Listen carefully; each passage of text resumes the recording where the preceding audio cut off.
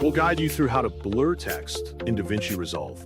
If you find this helpful, don't forget to like and subscribe. To blur text in DaVinci Resolve, first open the DaVinci Resolve application and create a new project for your editing session. After the project opens, go to the Edit page to begin working on the video. Import the image clip that you want to use into the media pool, then drag the clip onto the timeline so it appears in the editing area.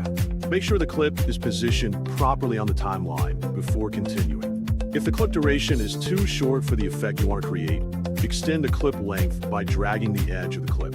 Next, open the inspector menu to adjust the appearance of the image. Change the zoom settings so the image fits the screen correctly and looks balanced in the preview window.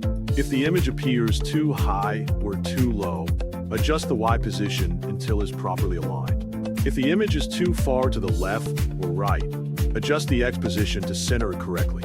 Once the image placement is complete, open the Effects menu and add a basic text effect to the timeline. Type the text you want to blur and place it in the correct position on the screen. After that, right-click the text clip and select New Compound Clip to combine the text into a single editable clip. Then move to the Fusion page to create the blur animation. Press Shift and Space together on the keyboard, search for the blur effect, and click Add to apply it to the text. Turn on the keyframe option at the beginning frame to create the starting point of the animation. Move forward several frames on the timeline and increase the blur size setting until the text becomes blurry.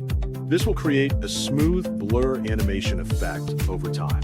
When the blur effect is finished, return to the Edit page and preview the video to make sure everything looks correct. If you're satisfied with the final result, export the video using your preferred settings and save it to your computer successfully. Preview the animation first to make sure the blur effect looks smooth.